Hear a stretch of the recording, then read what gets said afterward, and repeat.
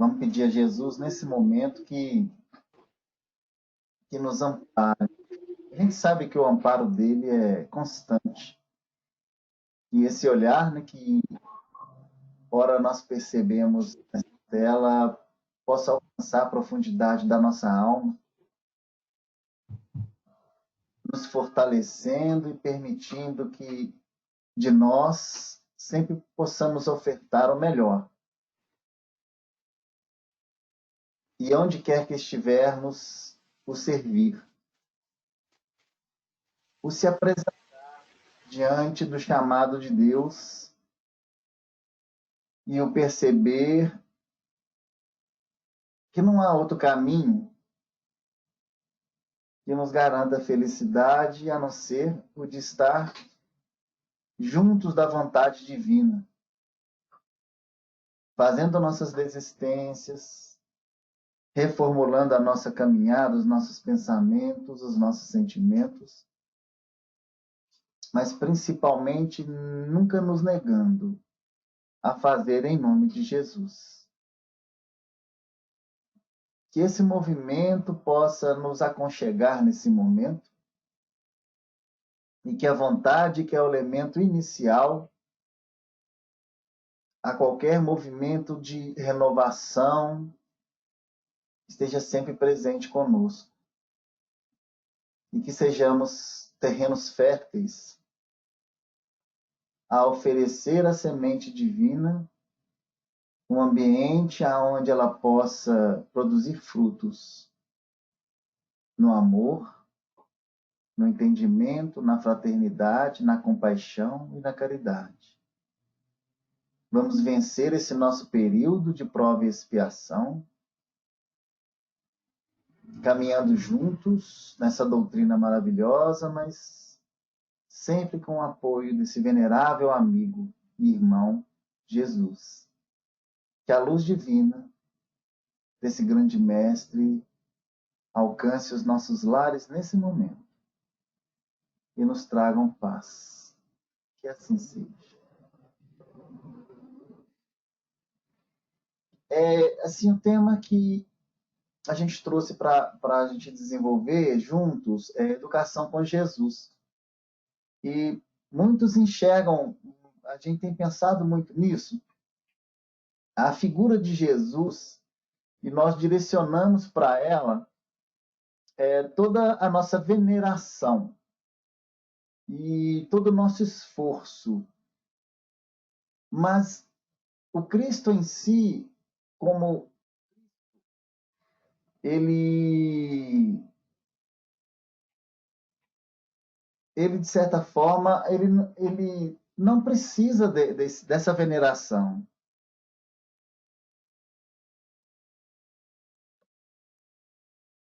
Ele precisa que nós nos adequemos à sua proposta divina. Para ele, o importante é que nós sejamos felizes, porque ele já o é. Para ele é importante que nós enxerguemos o Cristo em nós e não o Cristo nele. O Cristo nele é um parâmetro. Ele é um ponto de observação para aquilo que nós precisamos caminhar. Então, se nós quisermos e temos o respeito por Jesus e por Deus, engrandecermos eles assim magnificamente, é quando nós nos engrandecemos nesse processo de evolução, nesse processo de entendimento. Então, assim, não nos adianta mais venerar imagens, figuras, não nos adianta mais humanizarmos o que há de mais sagrado na nossa vida, porque a humanização é um processo, é um estágio evolutivo, e que nós vamos vencer um dia, não vamos necessitar mais dele, mas temos o maior respeito, né, por esse processo. Mas a gente precisa alcançar o valor interno. O valor interno. Então, o Cristo, ele se regozija, ele sente a felicidade quando a gente caminha para essa felicidade. Então, venerar Jesus, a figura de Jesus em si, ela para nós não deveria significar tanto, porque nós só conseguimos verdadeiramente louvar quando nós passamos a fazer um processo de reconhecimento e caminhamos para ser algo que ele demonstrou para a gente na sua caminhada. Aí ele percebe, possivelmente, que a caminhada dele não foi em vão. Então, toda vez que nós conseguimos nos expressar na dimensão do ensinamento dele, da pedagogia dele, isso quer dizer que nós, a partir de agora, começamos a dar resultado naquele esforço divino. E todos nós daremos, a gente sabe disso. Nenhuma ovelha será perdida. Mas o momento de cada ovelha é que depende da vontade de cada um. E aí a gente pergunta, quem é Jesus para os espíritas? Por que a gente fala para os espíritas?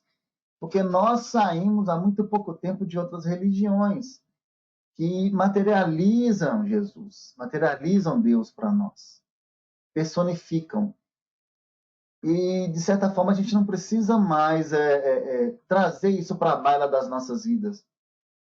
Nós precisamos que ele seja Jesus, mas dentro de nós, parte do nosso ser. Muito interessante quando qualquer um de nós pronuncia o nome dele, Jesus.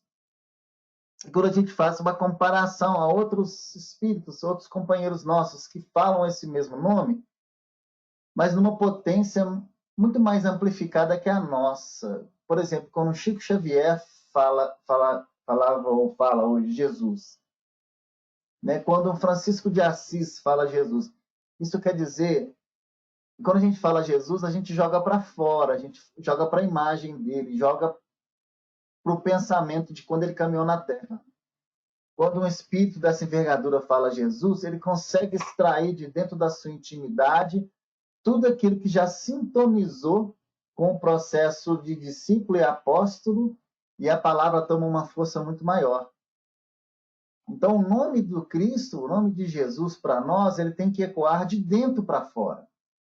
Ele tem que pegar o que nós já conseguimos alinhar com a sua proposta de libertação, para que ele tenha poder na nossa boca e poder na nossa vida.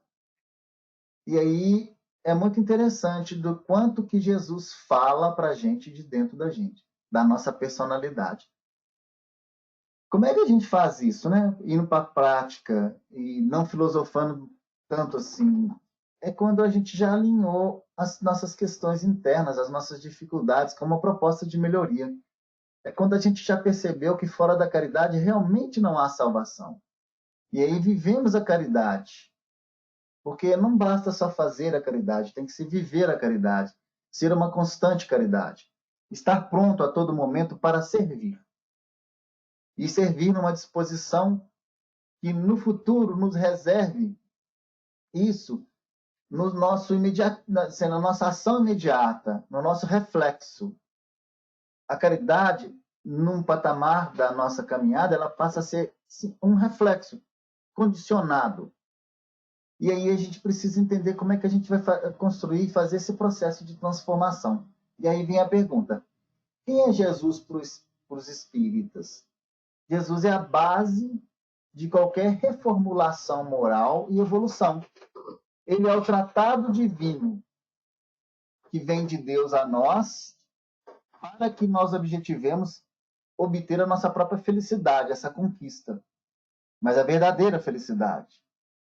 E ele faz isso nos trazendo a verdade de Deus, mas não a nossa verdade, que é relativa.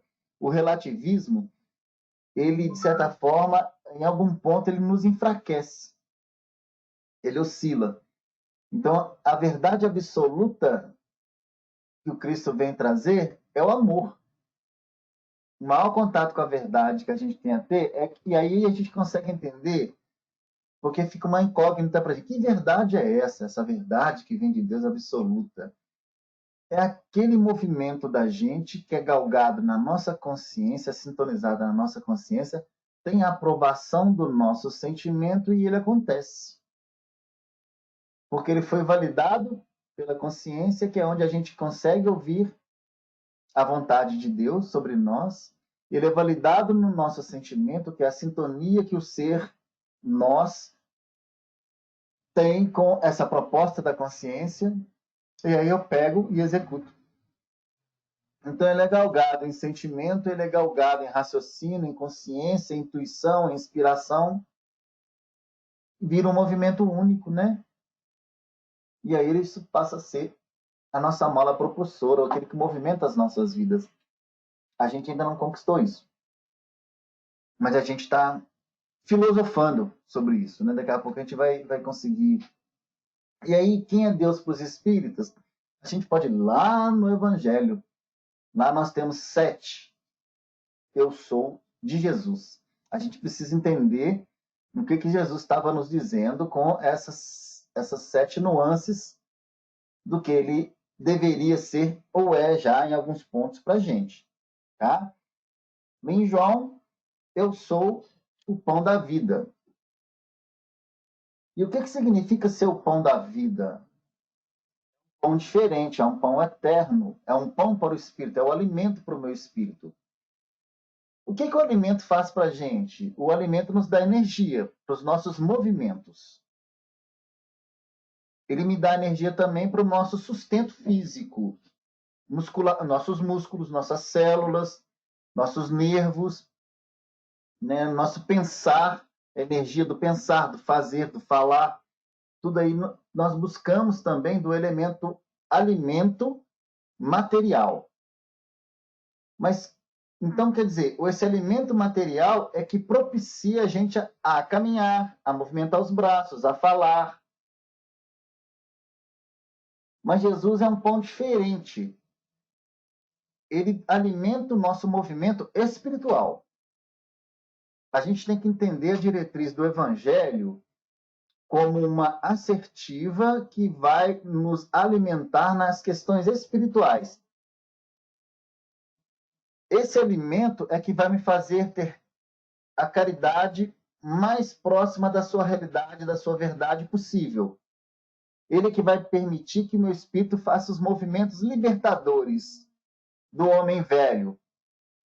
Ele que vai permitir que eu cada vez mais invista no meu superconsciente, no homem novo, no homem do futuro que hoje habita e dorme dentro de mim. Então, ele é esse pão dessa vida diferente, desse movimento diferente, mas que, claro, que conjuga com o movimento da Terra. Eu acho que é muito chato da parte da gente separar o movimento da Terra do movimento espiritual. O movimento espiritual transcende o movimento da Terra. Muitas pessoas só conseguem movimentar no movimento da Terra, material. Trabalhar, viver, sair, ir para barzinho, e vai para o sítio, e fica nessa constante. E essa dimensão. Agora, quando essa pessoa vai para esse plano da preocupação espiritual e começa a navegar nele, a consciência espiritual atinge o movimento no seu mundo físico. A gente até conversou sobre isso aqui. Eu começo a trazer para o meu movimento diário justificativas espirituais e movimentos espirituais. Eu vou trabalhar diferente, eu caminho diferente, eu respondo meu colega diferente, eu recebo uma injúria diferente. Então, esse pão da vida que Jesus vem oferecer é justamente esse pão que alimenta essas atitudes, que alimenta esse despertar, essa libertação. Porque vocês imaginam a pessoa que no seu egoísmo ela começa a trabalhar isso na sua vida porque ela tem medo das situações, então isso garante a ela, no processo de agressividade, uma defesa daquilo que a vida oferta para ela. Mas quando ela se liberta disso, ela sai desse processo, um mundo novo, uma perspectiva nova aparece para ela. Essa é a perspectiva espiritual. Esse pão da vida é isso que o Cristo nos revela que ele o é, que o seu ensinamento é. Então, quando fala assim, eu sou o pão da vida, gente, não lembra do rosto ou do corpo de Jesus sendo pão, não. O pão da vida é os seus ensinamentos, é a sua proposta. O Cristo é essa proposta para a gente. tá? A gente não, essa questão, por isso que a gente gosta tanto de materializar, eu não estou criticando não, tá, gente? Eu respeito isso imensamente. Venerar, quando a gente venera, como se diz assim, objetos, santos, etc., né? Isso é materializar o processo de fé, de estar de frente. Eu preciso estar de frente ai, aí eu esqueço como é que fala isso, mas de um santo, assim, né, em barro, ou em que for, para me expressar minha fé. Não, eu me expresso diante da vida, do altar da vida, né, e os santos estão comigo. Então, ele é esse pão que alimenta isso. Ele fala também, eu sou a luz do mundo. Então, o pão da vida, ele é para aquele que precisa do alimento para caminhar a sua evolução espiritual. Eu tenho que estar pronto para isso. Mas eu tenho também aquele elemento que está na escuridão. Nós temos áreas dentro de nós que ainda são escuras, onde o egoísmo e o orgulho ainda dominam. Nós temos algumas áreas que já despertaram para a luz, algumas outras possivelmente não. A gente tem que ir atrás e reconhecer essas áreas. Mas para isso, Jesus é a luz, de iluminar esses cantinhos escuros dentro da nossa personalidade. Ele nos faz, primeiramente, vê-los, mas ele também entra, ele não nos abandona somente no aspecto de iluminar, trazer luz, para que nós possamos ver esses elementos na nossa personalidade que nos prejudicam imensamente a nossa caminhada aqui na Terra como filhos de Deus. Ele nos faz desenvolver, nos auxilia a desenvolver uma proposta. Aí que vem a pedagogia de Jesus, através da maneira que a gente entende mais. E aí quando você fala assim, mas como é que eu entendo isso? Como é que eu percebo isso? Olha o que a vida tem trazido para você no dia a dia, as dificuldades, nas doenças. O que vem na sua cabeça, as influências. Né? Essa é a voz de Deus para nós diante da proposta de evolução, de libertação de nós filhos. A gente quer. O que Deus quer da gente? É só observar o nosso dia a dia. Ele está falando o tempo todo com a gente. Está ali nos dando possibilidade de crescer na nossa paciência, na nossa resignação. No futuro, nós seremos trabalhadores desse grande processo, como Cristo é hoje, como vários irmãos nossos, a gente vê que já o são. Mas, por enquanto, a gente não dá conta, porque a gente precisa libertar de algumas coisas. E aí a gente olha o bem precisando tanto de espíritos com força de personalidade, com fé, e não tão oscilantes igual a gente é hoje. E vacilantes também, a gente vacila. Então, ele é a luz do mundo porque ele nos mostra, e a gente tem que ter olhos e ouvidos para ver isso. Aonde em nós precisamos transformar. Então, você tem o patamar do alimento, o patamar da luz para si, mas que não para só aí, ele também é a luz que nos fortalece para mudar isso. Através da sua pedagogia, ele nos dá a condição de mudar, mas ele também é a porta. O que significa passar por essa porta? Tem vários significados. Negação, porta é transformação, porta é desistência de várias coisas, por isso que ela é estreita, por isso que passa tão pouca gente nela. Esse processo da porta, ele é para aquele que já tem certeza da sua vontade. O abrir, o simbolismo de abrir e adentrar a porta é sinal de um direcionamento da vontade muito grande, alimentado pela fé. Eu quero passar essa porta, então eu tenho que saber o que tem do lado de lá, eu tenho que saber o que tem do lado de cá, e eu sei porque eu vivo, mas eu tenho que, a vontade minha que vai abrir, ela vai me impulsionar. E por que ele é a porta? Porque ele simboliza a gente a grande transformação de um estágio para outro. Agora, passar por essa porta, não é Jesus que vai abrir essa porta, ele é a porta. A nossa vontade é que não vai nos direcionar e fazer abri-la. Mas existe também o processo de, além de abrir a porta, de passar pela porta, permanecer lá dentro. Permanecer. Então, ela exige um movimento nosso, que é a vontade. Muitas vezes, isso vem no processo nosso, onde a gente vê o erro, arrepende, movimenta a nossa vontade para mudar isso, vem a dor, né, do arrependimento. O arrependimento é uma dor. E a gente vai e constrói uma proposta, faz um plano de ação para nunca mais fazer isso, para ser diferente. E aí, esse ser diferente, você tem um momento que você decidiu não ser mais, mas você tem que ter muita força para que você também não venha a voltar a ser. Então, esse é o fortalecimento que a gente precisa para permanecer do outro lado da porta. Então, são dois movimentos que a gente precisa ter. E a vontade é que vai ditar isso para a gente. Aqui também está falando para a gente que ele é a ressurreição.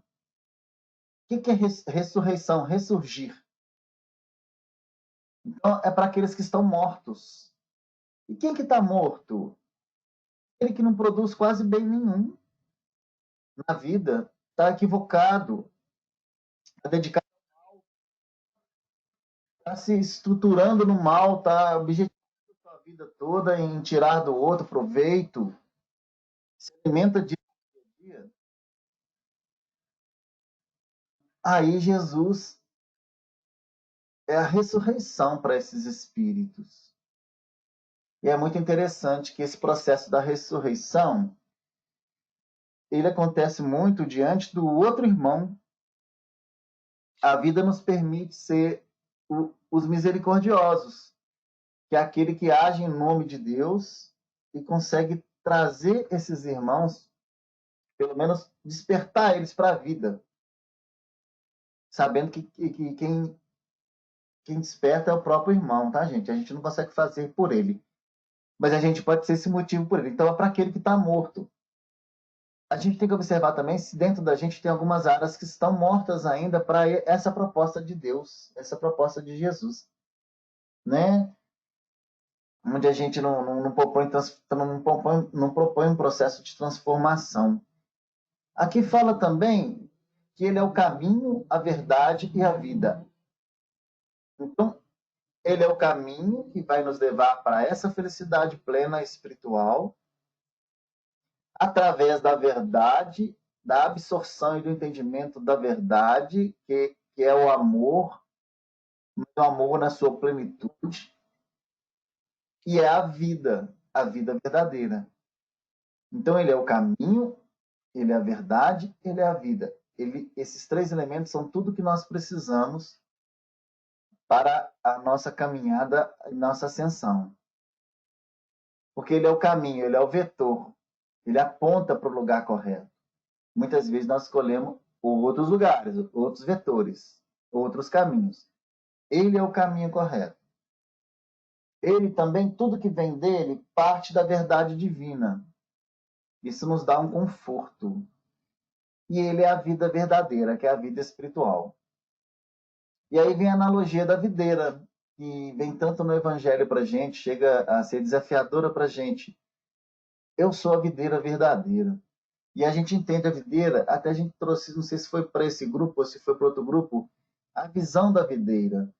A videira é um semi-arbusto, né, que a gente tem ali a raiz, que extrai da terra, que é a fonte universal de alimento, seiva, transforma em seiva, e o caule transporta essa seiva até os galhos. Os galhos exemplificam nós como espíritos. O tronco é Jesus, ele transporta. E a raiz, a fonte, é Deus. Então, ele é aquele elemento que consegue extrair do Pai o alimento espiritual que nós precisamos e traduzi-lo para que nosso organismo possa absorver na nossa dimensão de evolução. Mas aí ele entrega para a gente o protagonismo. Porque os galhos é que decidem se vão ter folhas, se vão florescer e se vão dar frutos. O tronco não dá frutos nessa dimensão, tá, de aprendizagem, tá, gente? Jesus dá fruto na dimensão dele, crística, que é uma dimensão que nós nem entendemos muito dela, bem distante de nós. Mas na nossa dimensão aqui da Terra, ele é o elemento que permite que nós demos frutos e em abundância e até em fora de época, não lembrando aqui do Evangelho. Então, e aí, essa passagem era muito bacana, acho que eu tenho até ela aqui. Deixa eu ver se eu consigo achar aqui. Porque ele dá uma condicionante aqui, deixa eu voltar aqui, que é bacana a gente entender que aqui está trazendo somente o 15.1, né? O 15.2 também é bom para a gente discutir algumas coisas, sabe? Ele é bom para a gente. Deixa eu ver se. Mas o que ele fala para a gente? Só para a gente não ter que sair e voltar. Porque senão a gente perde aqui onde a gente a ponte. Ele fala para a gente no 2 que aquele galho que não dá fruto é arrancado pelo pai. E aquele galho que dá, ele poda, para que dê muito mais. Então, o que significa o podar? É tirar as arestas mesmo. Tirar as folhas que às vezes não têm propensão a florescer. Para que as que possam florescer tenham mais força. Então, tem todo esse processo de produzir o tempo todo, que é o que a gente faz. Então, gente, não pode ter tempo ruim para fazer o bem. Tá chovendo, tá fazendo frio, estamos em pandemia, em reclusão. Estou falando gente para a gente sair pelas ruas aí fazendo coisa que não deve, não, tá, gente? Sem máscara, não é isso, não. Eu estou falando que não existe tempo ruim para fazer o bem. A gente precisa estar sempre disposto a fazer o bem. E tem várias maneiras da gente fazer isso, né? Da gente fazer isso. Então, ele é a videira verdadeira, que é aquela que dá frutos temporões e o tempo que precisa e vai por aí. Ele também é o bom pastor. O bom pastor. O que o pastor faz? Pastoreia. Direciona as ovelhas. Pega as ovelhas, leva para o campo para elas se alimentarem, devolve elas para uma área segura, à noite. Então ele nos guia. Ele é o guia. As 7 dimensões de Jesus são as dimensões que nós espíritas temos que enxergar Jesus nesses contextos todos, para quando a gente precisar encontrar algum elemento sem luz dentro da gente. Precisarmos de força para caminhar. Fazemos as nossas opções de passar pela porta. Algumas áreas estão dormindo dentro de nós, fazê-las na ressurreição, ressurgirem para a caridade e para o amor. Enxergá-lo como caminho e segui-lo, como a verdade, como a vida. Enxergá-lo como esse tronco vigoroso que nos traz o alimento constante para o nosso espírito, para que ele nunca perca as forças de estar representando Deus aqui na Terra. E ele é o bom pastor. Quem confia na palavra de Jesus recebe o melhor, né, para essa planificação de evolução. E quando a gente faz uma analogia assim, quem é Jesus para nós, quem é Jesus para o Espírito, quem é Jesus para o mundo, a gente tem que saber também quem somos nós, para entender por que a gente enxerga Jesus, às vezes, de maneira errada, por que a gente tem que observar Jesus nessas 7 nuances que a gente estudou lá atrás. E aí a gente começa a entender a partir do planeta que nós vivemos, nessa classificação, que nós somos um mundo de expiação e provas, iniciando um processo de regeneração. E aí a gente precisa trazer a característica da expiação da prova para a gente entender quem somos. A expiação, ela vem de um comprometimento com o passado. Quem é que traz a expiação? Eu fiz errado, eu me comprometi, então eu recebo isso numa oportunidade à frente. Isso é expiação. Né? Muitas religiões falam como karma. É o que eu trago do meu passado, é a responsabilidade. Mas quem é que toma conta disso? É Deus? Não. É a consciência espiritual. Tudo que nós fazemos, gente, fica gravado. no nosso perispírito, e nosso espírito tem várias camadas. Algumas camadas do nosso espírito são mais próximas do nosso corpo atual. E algumas camadas do nosso espírito são próximas do nosso espírito. Exige registro nessas camadas próximas do nosso espírito que trazem a fixação e o registro de tudo que nós fizemos no passado. Essa área é que os espíritos energizam para que passemos pelo esquecimento que a reencarnação nos propõe. Mas está lá. Isso pode ser revivado. Então, aquele que espia, ele espia um plano consciencial, é consciência, isso está em mim, tá? Isso está em mim.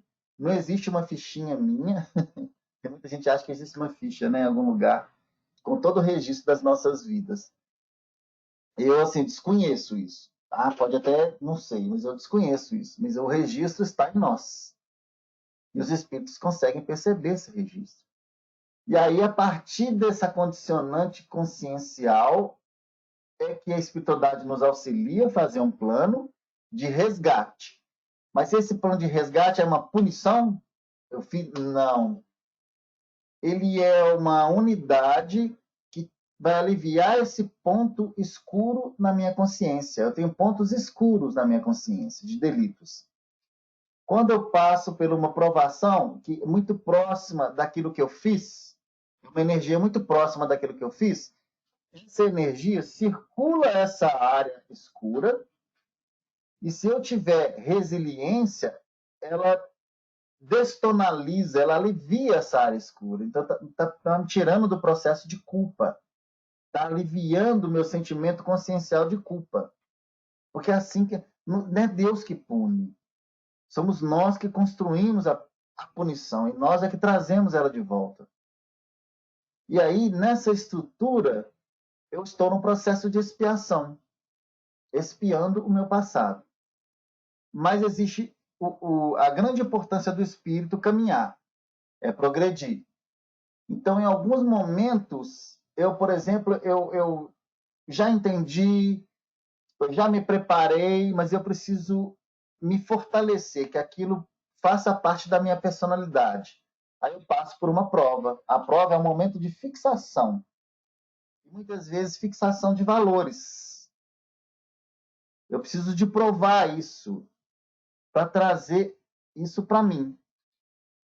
Então, expiação e prova caminham juntos nesse mundo para a gente. Eu tenho compromisso com o passado, para ser um espírito mais puro, eu preciso me aliviar minha consciência disso. Mas aí eu também tenho que crescer, então vem a prova para isso. E aí muitos espíritos conseguem transformar a expiação em prova, passam pelo processo de ressarcimento do passado, mas têm a consciência com muita resignação e fé. Aí o que ela faz? Ela passa pelo momento do sofrimento ali, mas ela consegue alçar pela resignação, pela compreensão, uma fixação na sua personalidade de valores morais. Aí uma expiação pode virar prova. Entenderam, gente? Essa é a característica da nossa vida diária. Né? Nós estamos com vários processos de expiação iniciados. E a gente precisa dar conta deles. E aí, se a gente tiver força na fé, a gente consegue ainda transformar esses momentos para provas. A gente é 2 em 1, né? A gente consegue fazer isso. Porque a gente precisa já alcançar a regeneração. Qual que é a característica? Deixa eu ver se eu trouxe aqui alguma prova a mais. Para a gente entender mais aqui, tá? Mundo de expiação e provas. É a situação atual do nosso planeta que nos oferece o exemplo de um dos tipos de mundos expiatórios. Os espíritos têm que lutar ao mesmo tempo contra a perversidade dos homens, né? Dos homens de fora não, é do homem de dentro também, dele mesmo. E a inclemência da natureza, né? Que é o processo de não perdão. Uma característica da prova e expiação do mundo é o mal predomina sobre o bem. Então, quando a gente fala assim, no planeta de expiação e prova, o mal predomina sobre o bem, quer dizer que seus espíritos vinculados, a maioria deles, a somatória maior deles, o mal predomina sobre o bem. A gente tem que saber se o mal predomina sobre o bem também dentro de nós. Se o mal predomina sobre o bem, consequentemente, o sofrimento predomina sobre a felicidade. Porque o impositivo do sofrimento é um processo limitador para que o companheiro, para que o espírito não cometa tantos erros. Ele é o limitador. Os espíritos encarnados têm que expiar, ou seja, consertar os erros do passado. A gente não vamos esquecer que consertar tem um processo de misericórdia aí também, tá? Você nunca passa por um momento que tem condição de superar. A justiça divina, ela nos permite que seja dessa forma. Tá bom? E de outras encarnações e, ao mesmo tempo, passar por provações, para que essas características do bem elas possam estar incutidas na minha personalidade, cujo objetivo é fazer evoluir as qualidades do coração e da inteligência. Lembrando dessas duas asas, sentimento e inteligência. A inteligência, a gente até estudou isso ontem, né, no Consolador, vem do processo que, por exemplo, o Espiritismo trabalha isso na ciência e na filosofia. O coração vem da religiosidade, o religare, é a nossa ligação com Deus, sentimento. Unindo esses dois elementos, no progresso, evolui-se o espírito. Ele nos estrutura, né? Nos estrutura para isso. Tudo bem, gente? Tá dando para acompanhar? Se eu estiver complicando, vocês me puxam a orelha, por favor, tá, gente? Como é a nossa relação, né? Essa nossa relação com Jesus? Aí a gente analisa do ponto de Jesus e analisa de nós para com Jesus, tá? Para nós, para alguns, Jesus é o mestre, é o bom pastor.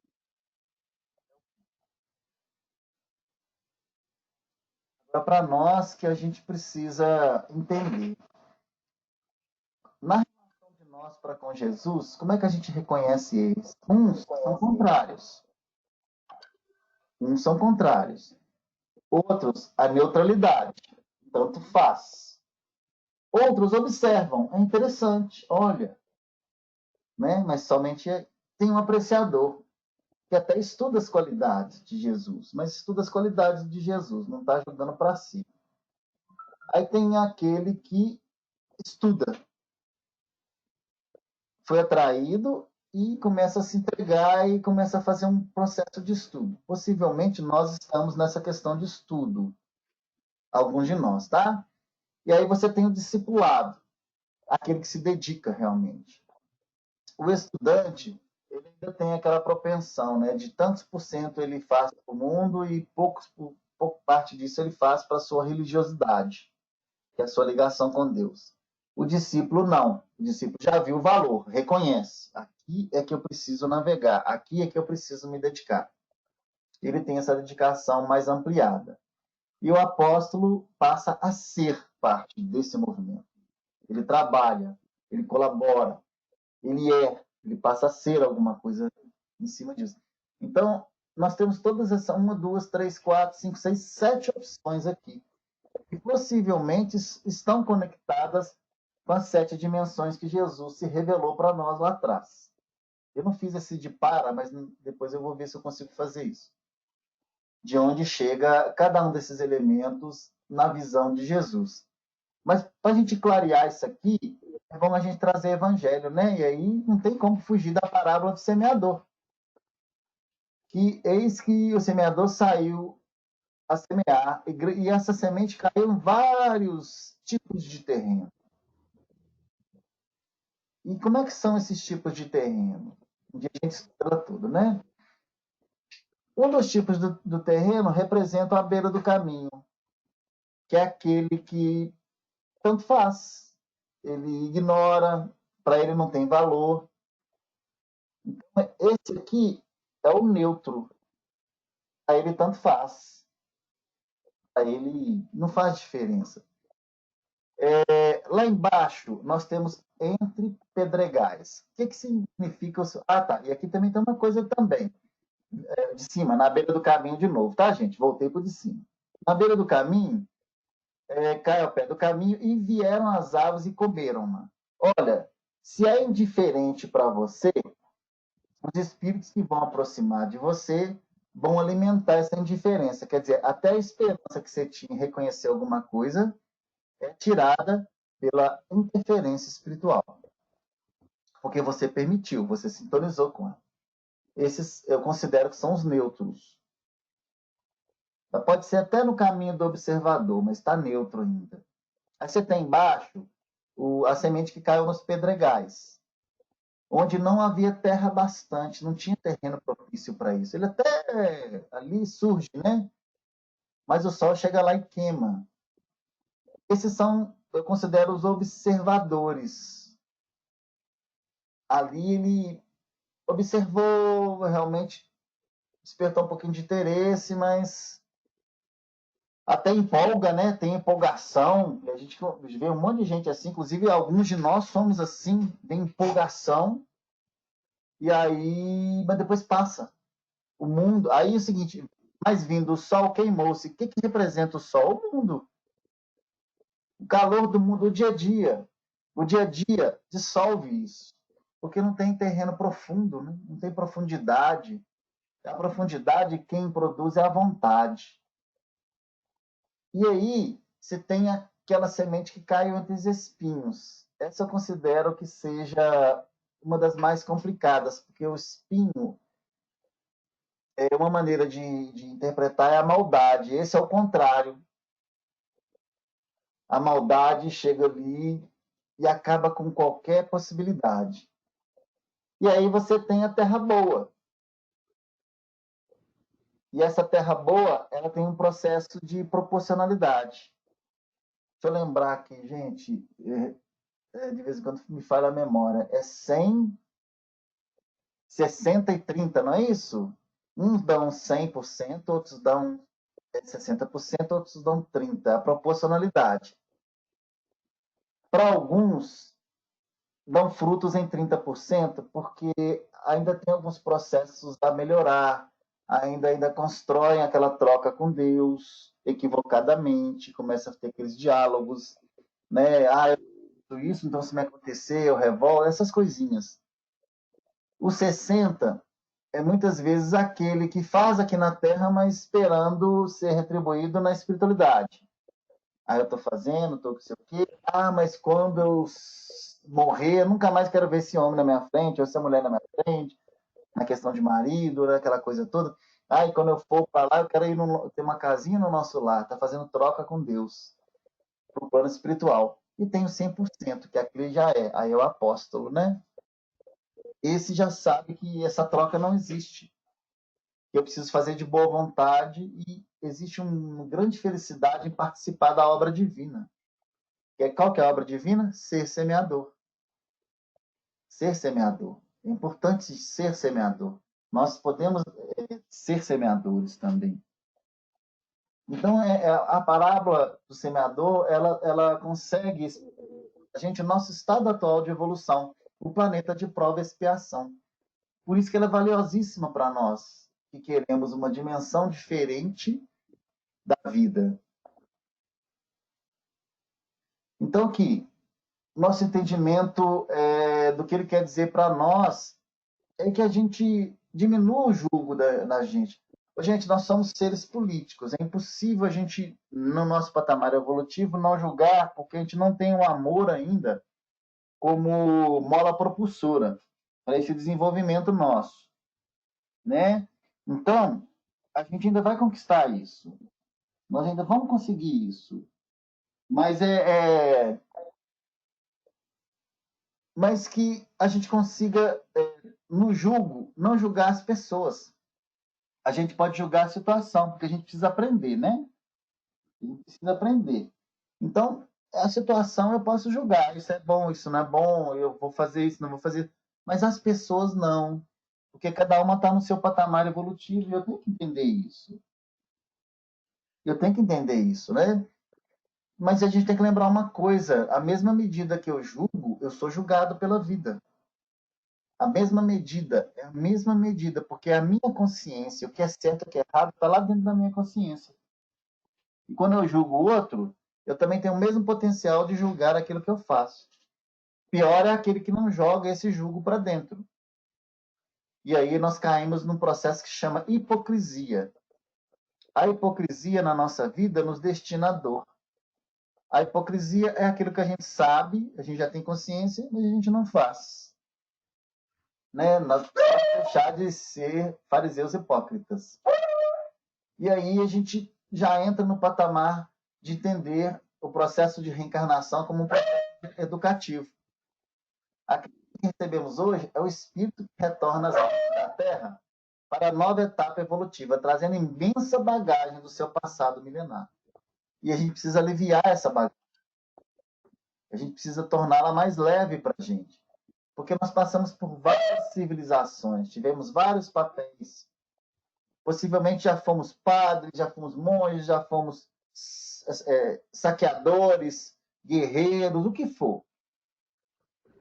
Cada processo desse, a gente possivelmente cavou algum comprometimento. E muito pouco dessas experiências, elas foram positivas para o nosso processo evolutivo na condição de praticarmos o bem. Mas não quer dizer que a gente vai nos julgar dessa forma aqui, gente, pessoas ruins. Não. Nós somos potencialmente anjos. E a gente precisa pegar esses valores e fazê-los brilharem por nós, falarem por nós. Porque o mais importante não é quem a gente foi, é para onde a gente está querendo e para onde a gente vai. Não adianta eu virar para a minha persona hoje e parar num canto e falar, nossa, que eu devo ter feito, e sofrer e fechar o meu ciclo em volta disso. Não. O que importa para mim é o que eu vou fazer a partir de agora. Porque nesse atual momento, o que eu estou fazendo? Espiando aquilo que eu já fui. Não consigo fugir disso. Mas o meu futuro eu consigo mudar. Não fazendo mais hoje para não alimentar o futuro comprometedor. Então é esse processo que a gente precisa entender. Eu não mando no meu presente porque já está construído, veio do meu passado. Mas eu posso mandar no meu futuro. Então eu posso mudar para onde eu vou. Isso aqui é importante. Mas como é que eu construo essa estrutura que vai me garantir esse futuro melhor para mim? Olha, as potências do espírito estão dentro do amor, da sabedoria e da vontade. A vontade move, ela faz, ela impulsiona, ela vetoriza. Ela me faz escolher o caminho do meu bom pastor. Então, as duas asas que a gente sabe, né? Isso é uma alegoria, tá? Eu trago isso para a gente lá em Pensamento e Vida. As duas asas, isso é uma alegoria, tá, gente? O negócio de anjo ter asa, a gente sabe que não é bem assim, não. O anjo não precisa ter asa, o espírito evoluído não precisa ter asa. Mas é uma simbologia. As duas asas que conduzirão o espírito humano à presença de Deus. Quando a gente conseguir alçar esse voo maravilhoso, se chama uma os amor através do sentimento. E a outra, a sabedoria. E a sabedoria eu estou buscando o tempo. A sabedoria eu estou buscando. Tá louco? Né? Então compre em outro lugar, no plano americano. O que me impulsiona Para vontade. que ela comprar lá? Aí eu pus ali a vontade no pezinho do passarinho, né? Ela que impulsiona para o voo. Ela é a mola propulsora desse progresso. Então eu preciso fazer uma gestão da minha vontade. O que emana de mim através da vontade, que ainda me vincula ao homem velho, eu preciso trazer para o processo de aprendizagem. Levar para essa escola da vida de uma forma diferente. E intensificar aquilo que vem da minha vontade, que me direciona para essa aproximação de Deus. A inteligência, o sentimento e vontade estão atuantes no indivíduo a todo instante, integrados de forma inseparável na vivência do meu dia a dia. A aplicabilidade disso aqui é no dia a dia. Acordou, do jeito que acorda, do jeito que escova dente, do jeito que faz, do jeito que ouve o outro, do jeito que trata o outro. A gente tem que saber o que a gente está buscando também. Aquilo que a gente vê na TV, que nos atrai, aquilo que a gente... E vamos, gente, vamos usar a sabedoria.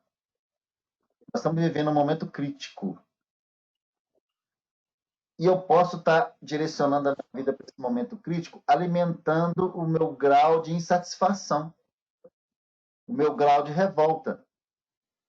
Eu começo a assistir todas Aqui você vai me as falar o endereço. reportagens que falam mal do governo. Não, eu tenho que saber que tem algum problema acontecendo. Mas eu tenho que saber se eu estou assistindo isso para saber mesmo, ou se eu estou assistindo isso para alimentar meu grau de indignação. Porque a gente se engana muitas vezes, a gente alimenta o ser ruim que existe na gente. Ele está vivo dentro da gente, ele quer alimento para ele. E o alimento para ele ainda não é Jesus. Então a gente tem que saber por que a gente está buscando. E é interessante quando a gente consegue se poupar de algumas coisas, né? Nossa, eu consegui evitar. Não, estou me sentindo tão bem. Por que será? Você não conseguiu alimentar esse pontozinho ruinzinho que existe em você. Porque você estava com desculpismo de se informar, mas estava alimentando a sua indignação. Porque você quer ficar indignado. Você quer alimentar. E já aumentou hoje. Né? Então, assim, não estou falando que não deva. Eu estou falando que tem que saber o porquê. Vou colocar aqui só para simular. O porquê que isso está dessa forma. Tá? Isso é importante para a gente ter essa consciência. A doutrina espírita é aquela doutrina que veio ampliar o meu entendimento. Ela consegue me fazer perceber, aqui nessa parte de baixo do meio, tá vendo aqui, ó? Legal isso aqui, né? Me faz entender o meio. Não estou conseguindo pôr aqui a. Deixa eu ver se eu consigo pôr a seta aqui. Não consigo não. Ela faz eu entender esse meio, que é como eu lido com o meu dia a dia nessas questões. Mas ela me fala o seguinte: olha aqui, não existe só o que você está vivendo no dia a dia, no planeta, no seu trabalho, etc. Existe uma interferência de outro mundo, que é o meio espiritual, e você tem que saber lidar com esses dois. Porque você não é só um. A sua integralidade é você caminha nos dois. A todo momento eu estou recebendo influência de espíritos. A todo momento eu estou participando desses dois mundos. Quando eu durmo, eu vou para o mundo espiritual. Mas quando eu volto para o físico, eu ainda estou vivendo o espiritual. Ele é uma dualidade, isso é o tempo todo. Eu não sou um ser exclusivo de um e de outro. Eu vivo os dois ao mesmo tempo. E aí é interessante perceber que mesmo nessa questão, e a gente trazendo esse modelo pedagógico do Cristo, né, e do Espiritismo que traz para a gente essa proposta de renovação, o Espírito está construindo o seu próprio futuro através da ação no presente, que se dá pela interação com o mundo físico e social e com as interações das esferas espirituais. Isso é o tempo todo, aproveitando as experiências do passado. E como é que isso acontece? Vocês lembram lá do estudo, não sei se todo mundo já participou do estudo da casa mental. Eu tenho o meu presente, que é meu consciente. Aqui é onde atuo, onde eu tenho gestão atualmente. Mas eu tenho o meu passado, então ele está no subconsciente. Eu não sei dele, mas eu sinto ele. Né? A gente já até discutiu isso aqui. Como é que eu sinto isso? Através das sensações. Eu vejo uma coisa no mundo e sinto, não, já passei por isso. Mas onde? Não, senti que os déjà vus, né, que o pessoal fala. As fobias também, aquelas pessoas que têm medo terrível de alguma coisa sem ter justificativa nenhuma. De onde ela traz isso? Do subconsciente. O subconsciente nos fala, dele vêm os impulsos. Por que as pessoas reagem de diferentes maneiras a situações diferentes, ou iguais, desculpa, a situações iguais? Porque tem o subconsciente, essa é a construção no subconsciente. Mas aí eu tenho o meu superconsciente, que é o que eu almejo ser, está no meu futuro. Esses dois elementos interferem no meu presente, tá?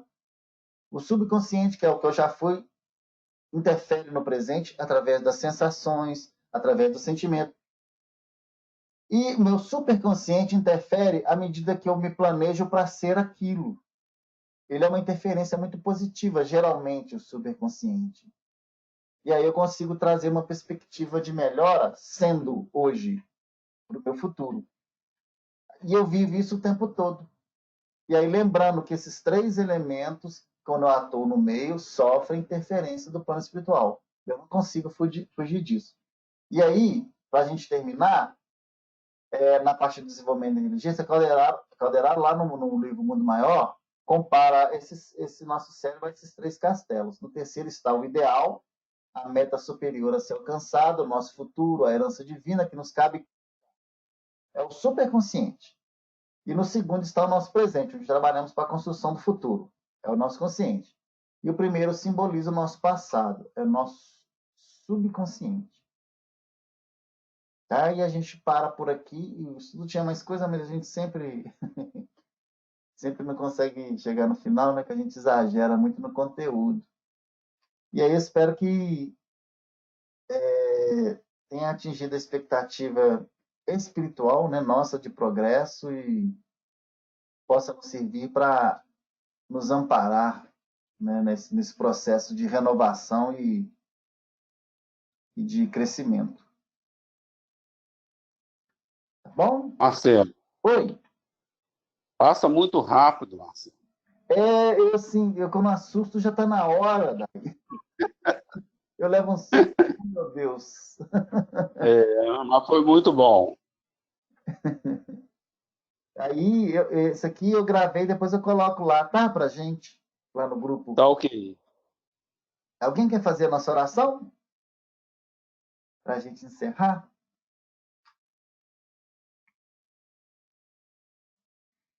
Eu vou agradecer.